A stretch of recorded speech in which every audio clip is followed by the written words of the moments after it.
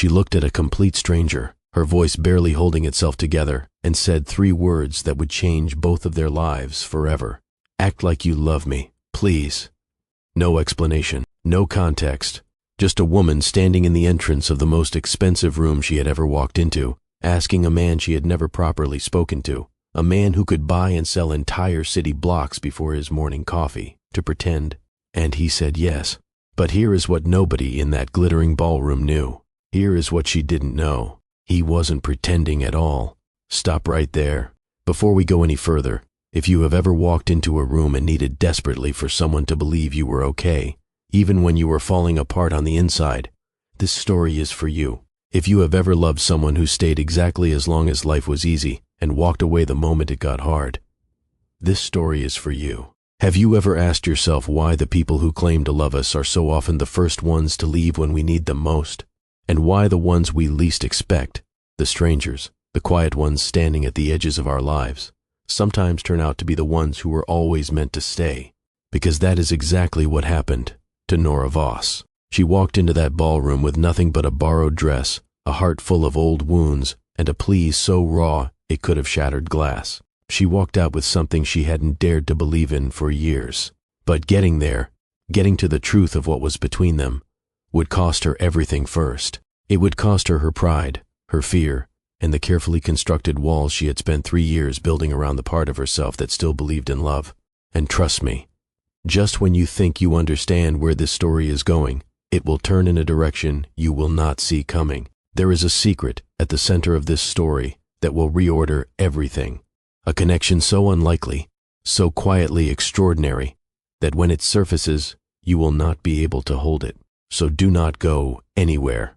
And before we dive in, if you are new here, welcome to Love Chronicles with Mr. Incredible, where every story we tell is true to the deepest parts of what it means to be human. Hit that subscribe button right now so you never miss a story. And if this one moves you, and it will, drop a comment below and tell me, have you ever had to ask someone to pretend to care about you? Let's talk about it. Now, let's go back to the beginning. There are 2 kinds of people who work the closing shift at a restaurant like Millhaven's Corner Table. There are people who are passing through, students, dreamers, people with a plan and a timeline and somewhere else to be in 6 months. You can always tell them by the way they move, light on their feet, eyes still pointing forward. And then there are people who arrived somewhere else entirely and ended up here. People who had a different future sketched out in careful, hopeful detail, and then watched life take a pencil to it and erase the whole thing. Nora Voss was the second kind. At 24, she was still beautiful in the way of someone who doesn't think about it. Dark chestnut hair that fell past her shoulders, wide gray-green eyes that noticed everything, the kind of face that looked most alive when she was thinking hard about something. She moved through the restaurant with the unconscious grace of someone who had trained her body for years, though most of the dinner crowd would never have guessed that the woman refilling their water glasses had once played a solo that made a concert hall go completely, reverently silent. She had been something once, not in the vague, aspirational sense that everyone is something, but specifically, concretely, undeniably something. At 19, Nora had graduated at the top of her conservatory class and performed the opening solo at the State Symphony's Winter Showcase. 3 conductors, on 3 separate occasions, had pulled her aside after performances to tell her that her hands were born for this, that her instinct for phrasing was rare, that she had the kind of musicality that couldn't be taught because it came from somewhere deeper than technique. The National Philharmonic held open auditions every 2 years. Her professor had submitted her name 18 months in advance. The audition date was circled on her calendar in red. Then her mother collapsed on a Tuesday morning in March. The diagnosis came in stages, the way the worst news always does, each layer peeling back to reveal something harder underneath. The treatment plan was aggressive. The costs were immediate and unrelenting. Nora had 2 younger brothers still in school, and a father who worked construction and couldn't make sense of medical billing paperwork. She deferred her audition. Just 1 cycle, she told herself, just until things stabilize. She picked up a second job, then a third. She moved back into the family apartment and gave up her studio near the conservatory. She told herself it was temporary. She told herself she was being practical. She told herself that her mother's life was worth more than any audition, and she believed it. She still believes it. But believing something is right doesn't always protect you from grieving what it costs. The audition cycle passed, then another. The Philharmonic stopped feeling like a deferred dream and started feeling like someone else's life. Her mother recovered, slowly, over the course of 2 years. Her brothers finished school. Her father learned to navigate the insurance paperwork. Life reassembled itself into something functional, even good, in its quieter way. But Nora's path had shifted. And paths, once they shift beneath your feet long enough, become the new normal. She kept playing, late at night, softly, the violin case open on the kitchen table like a conversation she kept starting and never finishing. She told herself she would find her way back to it. She told herself there was still time. Meanwhile, she worked the closing shift. She refilled water glasses. She folded her apron at the end of the night and walked home through streets that glistened after rain, and she tried not to think too hard about what she had given up, because thinking too hard about it made it difficult to breathe. She had one constant in all of it. One person who had sat beside her through every version of the past 3 years without flinching. Petra. Her best friend and roommate was the kind of person who shows up, not just in the dramatic moments, but in the ordinary ones that are somehow harder. The Tuesday nights, when Nora couldn't explain why she was sad. The mornings when getting out of bed felt like a negotiation. Petra showed up with terrible jokes and strong tea, and an absolute refusal to let Nora disappear into herself for too long. It was Petra who was sitting across from her at the kitchen table on the night the message came through. And it was Petra who would say, very quietly, the thing that started everything. The notification arrived at 8:47 p.m. on a Wednesday. A forwarded message from a number she didn't have saved. A link, a caption that read, "Save the date, celebrating the union of Rowan Ashby and Celeste Fairbridge, Saturday 7 p.m. The Alara, Millhaven's finest." Nora read it twice. Then she set the phone face down on the table and sat very still. Petra looked up from her book. "What?" Nora didn't answer immediately. She picked the phone back up and read it a third time, as if repetition might change the words or soften what they meant. "Rowan is getting married," she said. The name landed in the room the way certain names do, weighted with a whole history that no single word should be able to carry. Rowan Ashby. She had loved him in the way you love someone when you are 21, and you don't yet know how many different shapes love can take. Openly, completely, with no instinct for self-preservation. He had been warm and funny and startlingly perceptive, the kind of man who remembered the small things, who noticed when you were holding something back, who made you feel legible in a way that felt like a gift. He had been there in the early days of her mother's illness. He had sat beside her in hospital waiting rooms. He had held her hand through the worst of the initial weeks, and she had believed, with the specific, bone-deep certainty of someone who has no reason yet to doubt, that he would keep holding it. But Rowan Ashby had imagined a particular kind of future. He had imagined concert halls and opening nights, and a partner who moved through beautiful rooms as if she belonged there. He had imagined a life with a shape he recognized. What he hadn't imagined was open-ended medical debt and canceled auditions, and a girlfriend who came home exhausted every night from a restaurant shift and fell asleep. Before 10, he hadn't left in a single clean break. It would have been easier if he had. Instead, he had receded, a slow withdrawal of warmth and presence that she had spent weeks trying to name before she finally admitted what it was. He stopped suggesting plans. His texts became shorter.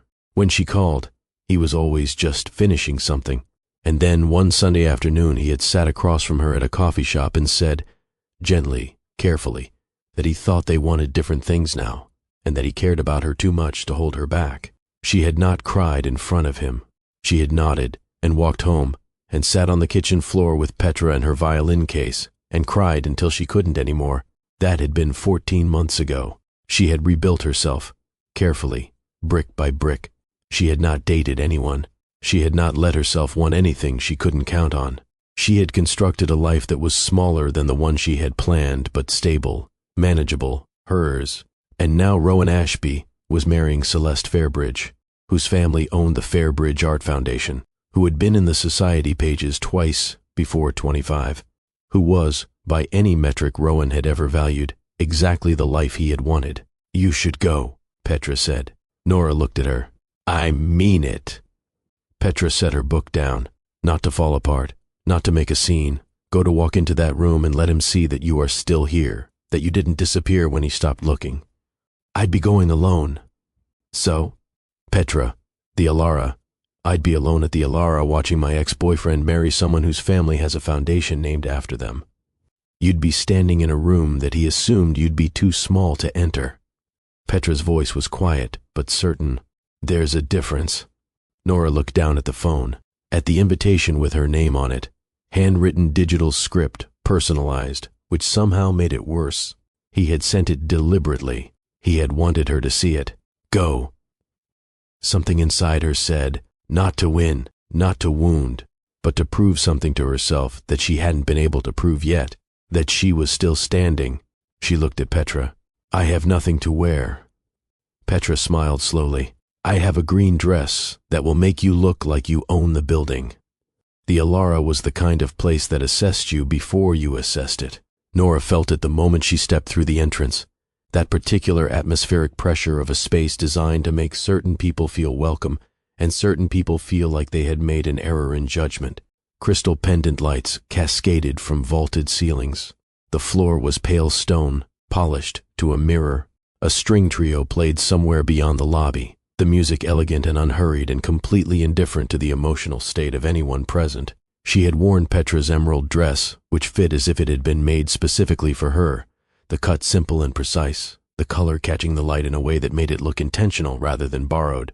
Her dark chestnut hair was swept up loosely, a few strands falling at her jaw. She had done her makeup carefully, the kind of careful that looks effortless. She looked, to anyone watching, like someone who had a reason to be there. She felt on the inside, like someone who had made a terrible mistake. One drink, she told herself, moving through the lobby. One circuit of the room. Let him see you, then leave. She had almost convinced herself. She was actually turning toward the coat check, forming the mental sentences of a graceful exit, when she walked directly into someone. Not a glancing collision, a full, momentum halting impact. Hands caught her by the shoulders before she stumbled. Steady hands, certain.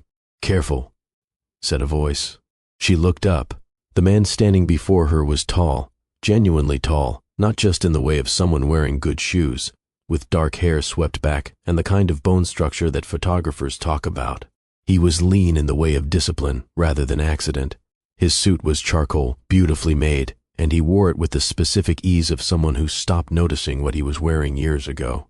His collar button was undone, just one, the top one, and somehow this single detail made him more formidable rather than less, as if he had decided how much of the evening's formality he was willing to honor and allocated precisely that amount. His eyes were dark brown. They were also, she noticed, already watching her with a quality of attention that felt different from the way most people looked at things. She knew who he was. Not personally, not even close, but in the way you know a name that appears in certain contexts repeatedly enough to become recognizable. Marcus Vail, founder and principal of Vail Capital, the investment firm that had quietly reshaped the financial architecture of the Northern Corridor over the past decade. Private, precise, known for making decisions that other people only understood in retrospect. She had seen his name in the business section of the Millhaven Courier. She had not expected him to be the person she walked into. I'm sorry, she said automatically. I wasn't watching where I was going. You were watching the exit, he said, with no particular judgment. His gaze had moved briefly in the direction she'd been heading, then returned to her. It's a reasonable impulse. She opened her mouth, closed it. He gave a brief, polite nod, the kind that closes a conversational chapter, and began to move past her. And something happened inside Nora that she would not be able to fully explain afterward. It wasn't a decision, exactly. It was more like the accumulated pressure of 14 months finding a single point of release, the weight of the invitation, the weight of Rowan's name and Celeste's name printed together in elegant script, the weight of walking in here alone when she had promised herself she would be fine. Wait, she said. He stopped, turned. She looked at him. This stranger, this precise, formidable man who owed her absolutely nothing and had approximately 700 better places to direct his attention. She had no plan. She had no script. She had only the truth, raw and ridiculous and completely without dignity. Her voice dropped. It came out barely above a whisper, cracked at the edges, stripped down to its essential desperate core. I know this is an impossible thing to ask someone you've never spoken to. But the man who left me when my life fell apart is in that room, and he's marrying someone else tonight. And I came here to prove I was okay, and I'm not sure I can do it alone." She swallowed. "Would you act like you want to be here with me? Just for tonight. Just so I can walk in there like I'm not invisible." The silence that followed was complete. He studied her, not with pity. She was watching carefully enough to be certain of that, and pity would have ended it immediately. What she saw instead was something more considered, something that moved through his expression like a recognition she couldn't account for. Then he said quietly, "Tell me your name." "Nora." A pause. Brief. "Marcus."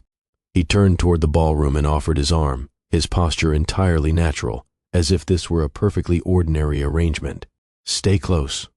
She looked at his arm. She looked up at him. She placed her hand on his arm. And the story changed. The effect of their entrance was not dramatic. It didn't need to be. It built the way a change in pressure builds, slowly, almost imperceptibly, until every person in the room has registered it without quite knowing when they did. Heads turned in the peripheral way of people who are trying not to be caught looking. Conversations acquired a secondary frequency, a murmured undercurrent that moved through the crowd like a current through water. "Is that Marcus Vale? Who is she? I've never seen her before." Nora felt each glance like a small recalibration. The room was adjusting its understanding of her, and she was adjusting her understanding of herself. And Marcus moved through it all with the complete composure of a man for whom the attention of a room is simply weather, neither pleasant nor unpleasant, simply present. "Breathe," he said, very quietly, from beside her. She hadn't realized she was holding it. They moved through the room with unhurried purpose, stopping for a waiter with champagne, exchanging brief greetings with two men who knew Marcus from. What she gathered was a shared investment context, pausing near the windows where the city lights made the night outside look like something from a painting. Marcus's hand rested at the small of her back, light, steady, guiding without pressure. And she concentrated very hard on keeping her expression composed, and her eyes level, and her chin at the angle that said, "I belong here," rather than "Please don't look at me." She was mostly succeeding. And then, "Nora." The voice came from her left, warm with practiced surprise, shaped with the particular inflection of someone who has rehearsed nonchalance. She turned. Rowan Ashby was exactly as she remembered. Golden-haired, easy in his body, wearing a tuxedo that looked like it had been made specifically for the version of himself he most wanted to project. His smile was immediate and polished, the smile of a man who has always known how to make a room like him. There was real warmth in it, she knew. She had once loved that warmth. She now recognized that warmth as something Rowan distributed fairly indiscriminately, like good weather. Beside him stood Celeste Fairbridge, in a gown of ivory and gold that announced its cost without saying a word about it. She was beautiful in the way of a person who has always been told so, gracious, luminous, and possessed of the specific serenity of someone who has never had to fight for a room. "You actually came," Rowan said. "Of course," Nora said. "Congratulations." His eyes moved to Marcus. Something shifted in his expression, a fractional narrowing, a recalibration behind the smile. "I didn't know you were seeing anyone." "There are things you don't know," Nora said. It came out steadier than she expected. She felt it land. Celeste extended a gracious hand to Marcus. "Celeste Fairbridge, I don't believe we've met." "Marcus Vale." He shook her hand with the efficiency of someone who has assessed 1,000 handshakes and learned to keep his own brief. His tone was perfectly civil and entirely without warmth. She watched Rowan process the name. She watched the moment of recognition move across his face, slow, then sudden, and then the careful rearrangement of his expression that followed it. Because Rowan Ashby ran in circles where Marcus Vale's name meant something specific, where it meant, "This is not a man you casually dismiss." "Val Capital," Rowan said, with a different quality of attention now. "Among other things," Marcus said, and turned back to Nora as if Rowan had simply ceased to be interesting. Celeste, to her credit, recovered first. "We're so glad you could make it," she said, in the tone of someone who is extremely glad and would also prefer this particular conversation to conclude. "We should get back to our guests, but do enjoy the evening." As they moved away, Nora exhaled. "You held your ground," Marcus said, beside her. "You helped." I said 4 words. He glanced at her. The rest was you. She wanted to argue. She didn't, because some part of her suspected he was right, and that was a more complicated feeling than she was ready to examine in the middle of a ballroom. They found a place near the terrace doors where the crowd was thinner and the string trio was close enough to appreciate, but far enough not to overwhelm. A waiter appeared. Marcus ordered still water for himself, then glanced at Nora and added a small pour of Riesling without consulting her. She looked at him. You looked at the champagne tray twice and didn't take a glass, he said simply. But you haven't said no to the evening entirely. Riesling seemed like the right middle ground. You noticed that. I notice most things. He said it without pride, as if it were simply a condition of existing rather than a skill. The music shifted to something slower. Across the room, Rowan and Celeste moved to the dance floor, and Nora watched them for exactly 3 seconds before she made a conscious decision to stop. She turned to Marcus instead. Tell me something about yourself, she said. Something true. He considered this. I grew up in Harwick. She blinked. The Mill District. The part of the city that people referenced in conversations about urban renewal and community investment, and what happens when an economy moves on and leaves people behind. Not the part of Millhaven that sent people to events at the Alara. The Mill District, she said. Yes. And now you're... She gestured, somewhat inadequately, at the space around them. Now I'm here. He said it without drama, as if the distance between those 2 points were simply a sequence of steps rather than a story. Your turn. She told him about the violin, about the conservatory, about the audition she deferred, and the years that passed, and the way a life can change shape on you without ever asking permission. He listened in the way that very few people listen, without preparing his response, without waiting for his turn, without performing sympathy. He simply received what she said and held it. And then he said, make peace with the cost of the choice. That's different from regretting the choice. She looked at him. You made the right decision, he said. That doesn't mean you aren't allowed to grieve what it cost. Those 2 things can exist at the same time. She sat with that for a moment, something loosening slightly in her chest. The evening wound down around them. The newlyweds moved through their various choreographed moments. The crowd ebbed and flowed, and Nora found herself talking to Marcus Vale with an ease that made no logical sense, given that they had been strangers 2 hours ago and she had approached him with the least dignified request she had ever made of another human being. Later, walking to the car, she caught herself watching him when he didn't notice. The way he held himself, the way the city light caught the line of his jaw. Don't, she told herself. She told herself it very firmly. She was almost certain she meant it. Before we go any further, I need to pause here for just a moment, because I want to ask you something. Have you ever had to perform being okay in front of someone who broke you? Have you ever stood in a room, holding yourself together with sheer willpower, pretending that the person who left you didn't take something irreplaceable when they went? If you have, leave a comment below. Just say, I've been there, because I promise you, you are not alone in that.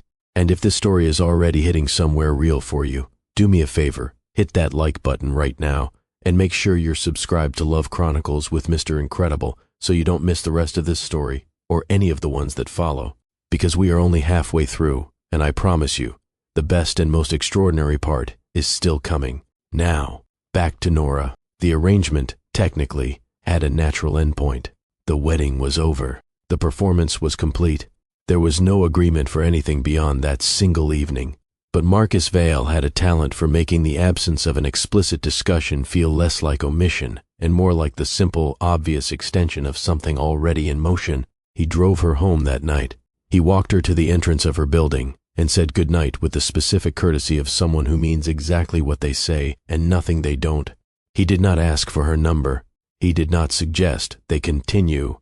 He texted her the next morning. There's a charity preview at the Alderton Gallery Thursday evening.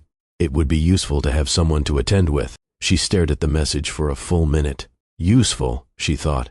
He said, useful. She typed back, I'll need to know what time. And that was how it continued. Not with declarations or negotiations or any explicit conversation about what they were doing, simply with the quiet, ongoing fact of it.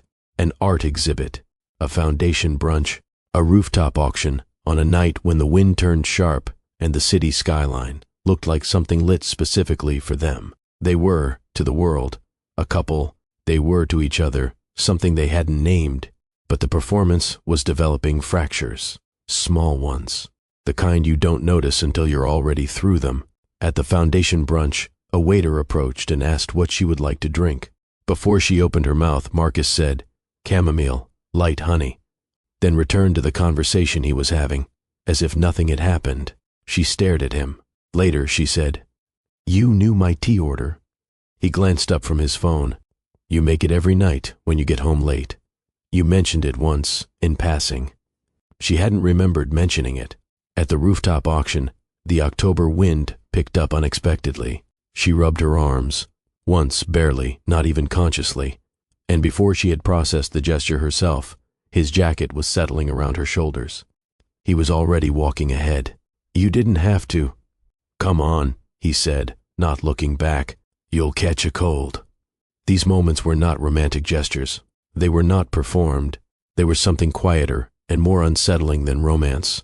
They were the specific attentiveness of someone who has been paying very close attention for a long time. She began to notice things about him in return. The way he loosened exactly one collar button at the end of every event, as if releasing some minimal amount of the day's tension. The way his jaw tightened when someone at a table made an offhand reference to her as Rowan Ashby's ex.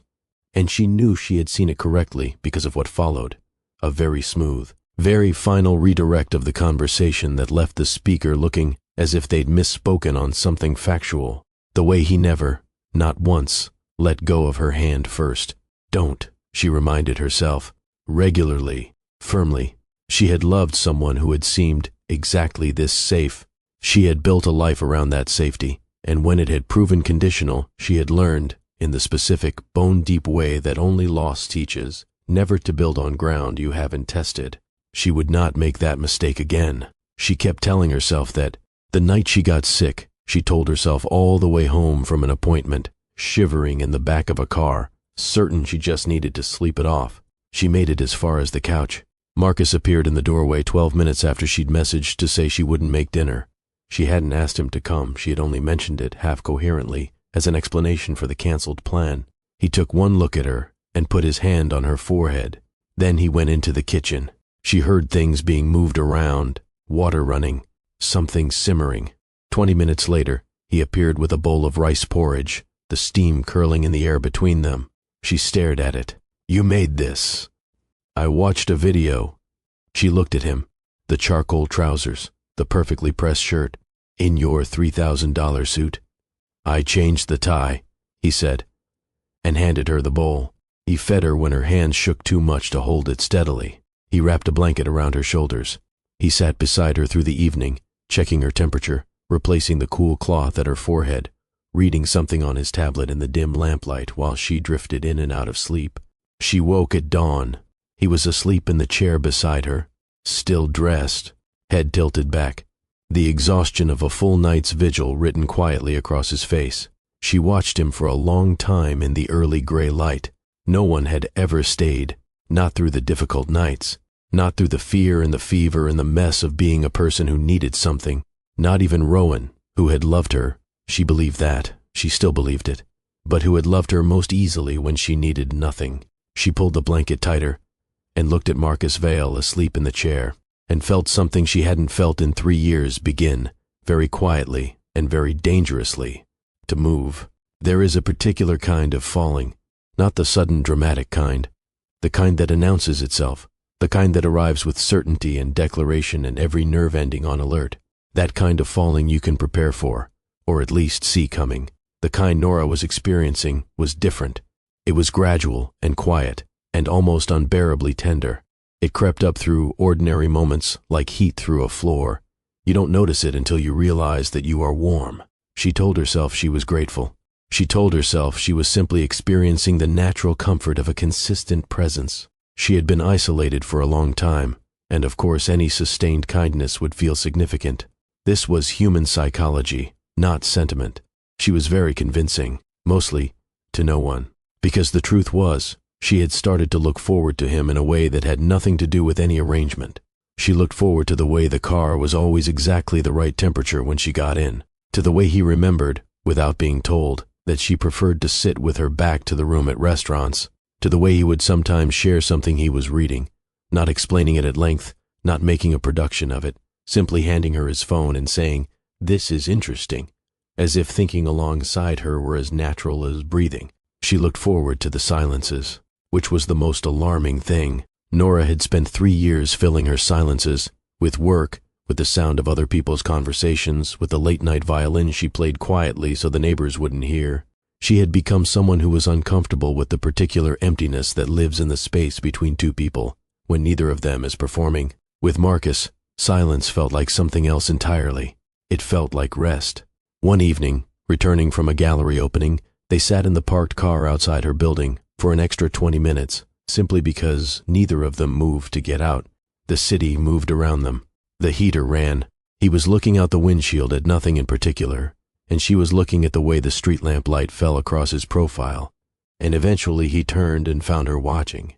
And instead of looking away, she held it. "What are you thinking?" she asked. He considered the question. "That this is the most time I've spent not working in approximately 4 years.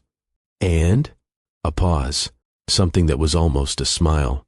"And I don't miss it." She looked back out the windshield. "Don't," she thought, but softer this time, with less conviction. She had started to think about what she would do when it ended, because it would end. They had never agreed to anything permanent, and Marcus Vale was a pragmatic man who dealt in realities. And the reality was that Nora Voss was a waitress in a borrowed dress who had asked him for a single favor and somehow still hadn't exited his life 6 weeks later. At some point, the arrangement would conclude. At some point, the world would stop needing them to appear together, and the organic momentum of it would simply cease, and she would return to her couch and her quiet violin and her closing shifts. She was preparing for that. She was being responsible about it. But then she found the photograph, and everything she thought she understood about the shape of this story collapsed entirely. She had gone to return a book. That was all. A collection of economic essays he had lent her 3 weeks ago. Battered, annotated in pencil in margins, she had found herself reading as carefully as the text itself, the handwriting precise and occasionally sharp, the observations of someone who thought in arguments and expected them to be challenged. His assistant had waved her through with a smile. "He's 5 minutes out from a call. Go ahead in." The office was nothing like she had imagined a billionaire's workspace to look. She had expected sterility, glass and steel, the architecture of ambition. Instead, the room was warm and particular.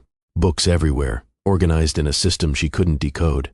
A record player in the corner, a worn leather chair angled toward the window. The desk held stacks of documents that looked actively worked through rather than arranged for effect.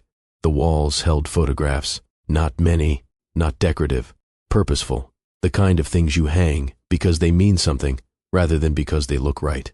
She was moving toward the desk to leave the book when the last frame on the second shelf stopped her. It was smaller than the others. The frame was simple wood, the contents slightly aged. She moved closer. A newspaper clipping. She could see the masthead, Harwick Community Record. The date was 11 years old. The photograph showed a teenage girl sitting at the edge of a low makeshift stage in what appeared to be a community center gymnasium. Cracked floor tiles visible at the edges, a hand-built ballet bar along one wall. She held a violin across her knees. Around her sat a cluster of children, young, maybe 7 to 12 years old, in the particular variety of clothing that comes from a mix of donated wardrobes. The girl on the stage had her head thrown back, laughing at something one of the children had said, entirely unself-conscious, entirely present, the kind of joyful you can't manufacture. The caption below the image read, "Young musician volunteers weekly at Harwick Children's Center." Nora's hand came up to her mouth. The girl in the photograph was 17. Her chestnut hair was pulled back in a ponytail. She was wearing a simple dark leotard and flat shoes, the kind she had packed into a duffel bag every Thursday afternoon for most of a year, traveling across the city to a children's community center in the Mill District because her conservatory professor had mentioned they were looking for volunteers, and she had said yes without thinking too hard about it. She had forgotten, not entirely. She still remembered the children, the warmth of those afternoons, the specific satisfaction of teaching someone to hold a bow correctly for the first time. But she had filed it under before along with so much else. and it had become part of the background of a self she no longer fully inhabited. Marcus had it framed on his wall. She heard the door open behind her. "You kept this," she said. She didn't turn around. Silence. Then his footsteps, measured, until he stood beside her. "Yes." She turned to look at him. His expression was different from any version of it she had seen before, unguarded in a way that was almost startling, the composure that she had come to think of as simply him, stripped back to reveal something older and more careful underneath. "I was 9, he said. "You came every Thursday. You brought the violin and you sat on that stage and you played for us. And then you tried to teach us." Something moved across his face, almost a smile, old and private. "I was extremely bad at it. Marcus, you told me that music was how some people learned they were worth something." His voice was quiet, controlled, but at the edges of something larger. "I didn't understand what that meant. I was angry, and the world had not given me a lot of reasons to trust what adults said, but I remembered it." He looked at the frame. "I found this clipping years later in an archive, and I had it mounted because you were the first person who ever looked at me like my future was a certainty." Nora stood very still. "The Harwick Youth Orchestra," she said. Her voice was barely sound. He didn't confirm it. He didn't need to. She had read the program 3 weeks ago. The anonymous donor, $250,000, designated specifically for instruments and instruction and performance opportunities for children from the Mill District. She had thought it was moving. She had not connected it to anything. She connected it now. She turned to face him fully, the framed clipping still in her hands. Her eyes were bright. Her throat was tight with something that wasn't entirely grief and wasn't entirely joy, but was some compound of both. The specific emotion of understanding something important about your own life that you didn't know you needed to understand. "You've been carrying that," she said softly, "all of this time." "It wasn't a burden," he said. "It was a compass." "And now I have to stop for just a moment, because if this story is moving you the way I think it is, I need you to do something right now. Share this video with someone you care about, someone who needs to be reminded that the good we put into the world doesn't disappear. It just finds its way back to us in ways we never expected. And if you haven't subscribed yet, please do that right now, because this is exactly the kind of story we tell on this channel. Every week, stories that are true to something real. Stories worth sharing. Now let's get back to Nora, because we're not done yet. It happened on a Friday, which is the day the worst things always seem to happen, as if the week saves its final cruelty for the moment you have almost made it through. Nora was in a taxi, heading uptown, running through a mental list of things she needed to do before the weekend. The delivery van came through the intersection on the red, without slowing. The driver of her taxi had no time to react. The impact came from the left, a jarring, sickening collision of metal against metal that snapped her sideways, her head connecting with the window with a force that turned the world momentarily white. Then stillness. Then the sound of traffic. Then the slow, confused rearrival of awareness. She was sitting on a curb. A paramedic was asking her questions, her name, the date, whether she knew where she was. She answered all of them correctly, which felt like a significant achievement, given that her head felt as if it were full of water and the world had a slight shimmer to its edges that she suspected was not normal. The taxi driver was unhurt. The van driver was shaken, but okay. There were people on phones and people taking photographs and someone's dog that had stopped to observe the proceedings with solemn interest. Nora sat on the curb in the drizzle that had just begun and thought, with the slow clarity of mild shock, "I should call someone." She was reaching for her phone when she looked up and saw Marcus Vale walking toward her from across the street. He was moving with a quality of velocity she had never seen from him, purposeful in a way that had nothing to do with composure, his jacket open, his phone in one hand, his eyes fixed on her with an expression that she felt in her sternum before she could name it. He had been 3 blocks away. In a meeting, word had reached him through a chain of city-specific connectivity she didn't fully trace, and he had left the meeting and come, and he was here, and he was, looking at her as if the 90 seconds between receiving the information and arriving in front of her had been the longest 90 seconds of his adult life. He crouched in front of her. He took her face in his hands, both of them, careful and very steady, and looked at her eyes, then at the cut at her temple, then back at her eyes. "I'm fine," she said. "I know." he said. He didn't let go of her face. You didn't have to come. I know that too. He sat down on the curb beside her in his suit and did not move away. The drizzle continued. The paramedics moved around them. The city made its ordinary sounds. And Marcus Vale sat on a wet curb in clothing that had no business being on a wet curb, and put his coat around her shoulders and remained. She leaned her head against his shoulder. She felt him go very still. The particular stillness of a person who is afraid that the slightest movement will end something they didn't know they had been waiting for. At the hospital, the scan showed nothing serious. A mild concussion, surface laceration, soft tissue bruising. The doctor delivered this information in the calm, practiced tone of someone for whom this was a routine Tuesday, and Nora nodded and thanked him, and then walked back to the waiting room where Marcus stood up the moment he saw her coming. Clean, she said. He exhaled. Once, controlled, but she saw it. They sat in the hospital waiting room for an hour, waiting for the discharge paperwork. He sat close enough that their arms touched. He didn't hold her hand. Not exactly. His hand rested on the seat between them, palm up, and she placed hers in it, and neither of them said anything about it, and he didn't let go first. She looked at him in the fluorescent light of the waiting room, the cut on his palm that she hadn't noticed earlier, the dark smudge on his sleeve, the way the composure he wore through every other environment had been partly stripped away by an afternoon he hadn't controlled. She thought, this is who he is when the arrangement falls away. She thought, I think I love this person. She thought, I think I've been trying not to for weeks. The drive home was quiet.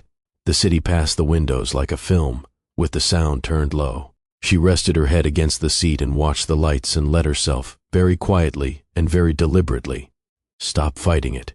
She came back to return the book 3 days later. She could have left it with the front desk. She was aware of this. She came anyway. He was there this time, standing at the window with a coffee he hadn't drunk much of, looking out at the city, the way she had seen him look at things sometimes, like he was solving something that hadn't asked to be solved. He turned when she came in. The concussion, he said, is fine, she said, truly. He nodded. She set the book on the desk. Neither of them moved toward the door. I want to talk about the photograph, she said. He turned fully. All right. She sat in the leather chair without being asked, and he settled at the edge of his desk, and she told him what she remembered of those Thursday afternoons, what they had meant to her at 17, how she had felt most herself in that gymnasium, not on the concert stage, not in the competitive environment of the conservatory, but there with those children, in a room that had no stakes and no judges and no one to impress. She told him she had forgotten it, not the memory itself, but the feeling it had carried, the uncomplicated sense of being useful and present and genuinely joyful in a way that had nothing to do with achievement. She told him she hadn't felt that in a long time. He listened in the way she had come to depend on, completely, quietly, without preparation. Then he told her the rest. He told her about the children's center, the cold winters in the common room, the specific texture of being a 9-year-old boy who didn't trust anyone and had no particular reason to start. He told her about the first Thursday she arrived, the way she had sat on the edge of the stage and started to play without preamble, without explanation, just played, and how the sound had done something to the room that he didn't have words for at 9 and still found difficult to articulate at 32. He told her what she had said to him 3 months in, when she stayed late after the session to teach him an individual lesson.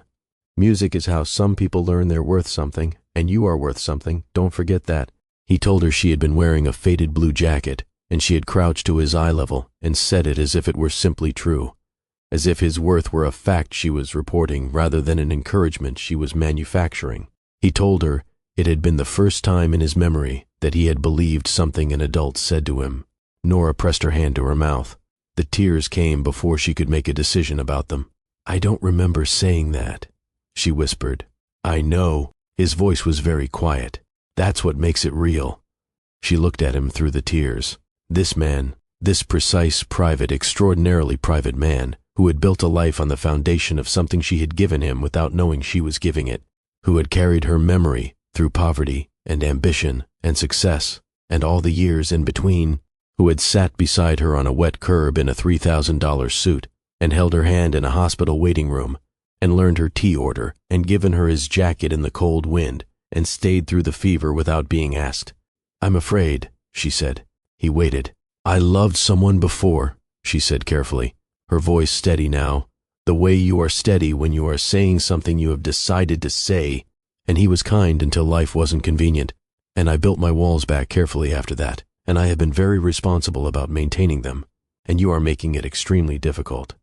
Something in Marcus's expression shifted, not softened exactly, but opened, the way a door opens that has been closed a long time. I know, he said. I need you to understand that I am not easy, she said. I work closing shifts. I play violin at midnight. I cry at things that aren't sad and don't cry at things that are. I have a complicated relationship with my own ambition, and I am still figuring out what my life looks like, and I cannot be someone's temporary arrangement. He crossed the space between them in 4 steps and stood directly in front of her. She had to tilt her head back slightly to meet his eyes. Nora, his voice was the quietest she had ever heard it, and the most certain. I built an entire life on a promise you made to a 9-year-old boy you don't even remember. I funded an orchestra in a district that the rest of this city forgot because you showed one angry child that music could mean something. I have been paying attention to you since the moment you walked into that hotel and said the most honest thing I'd heard in years. A pause. I'm not going anywhere. She looked at him for a long moment. Tell me something, she said. Anything. When I asked you to act like you wanted to be there with me, she searched his face. Were you acting? The silence was brief. Absolute. No, he said. She reached up and placed her hand against his jaw, and he closed his eyes for a single second, as if receiving something he had been patient about for a very long time, and then she pressed her forehead to his chest and his arms came around her with the specific certainty of something that has never been a performance, that was always exactly what it appeared to be, that was, from its first moment, the truest thing either of them had taken part in. The Harwick Youth Orchestra gave their winter concert on a December evening, when the frost had turned the old city windows into something luminous. Nora sat in the front row beside Marcus, her hand in his. She wore a deep burgundy coat, and her hair was down, and she had not spent any time worrying about whether she belonged there, because she did, and she knew it now in the way that matters, not because anyone had granted her permission, but because she had earned her own. On the stage, 32 children in mismatched formal wear, some in bow ties, some in their best trainers. One small girl in a dress with a sequined butterfly patch on the shoulder lifted their instruments. The first note rang out, uncertain at the edges, then finding itself, then, suddenly, beautifully, soaring into something that filled the hall and pressed warmly against every wall. Nora felt it in her chest the way she had always felt music, that specific ache of something going directly past thought into something more fundamental. She pressed her lips together and willed herself not to cry, and failed immediately. She glanced at Marcus. He was watching the stage with an expression she had never seen on him in any boardroom or ballroom or strategic context. Open, completely undefended, the face of a 9-year-old boy who had sat in the back of a gymnasium in the Mill District and heard something that changed the shape of his world, visible now through every year of composure he had built on top of it. He turned and found her watching, and didn't close. You started this, she said quietly, beneath the music. You started it, he said, years before either of us understood what it would become.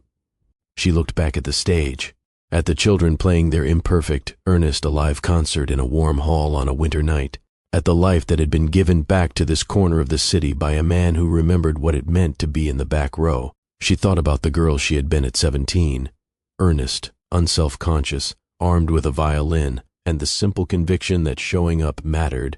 She had thought that girl was gone, filed irrecoverably under before, lost somewhere between a mother's diagnosis and a deferred audition and a man who left when the future changed shape. But that girl was here. She had always been here. She had simply been waiting for a world in which her particular kind of abundance, the kind measured not in wealth or acclaim but in presence and attention and the willingness to stay, was recognized for what it was. She found it in a man who had carried her memory for 20 years and built something beautiful with it.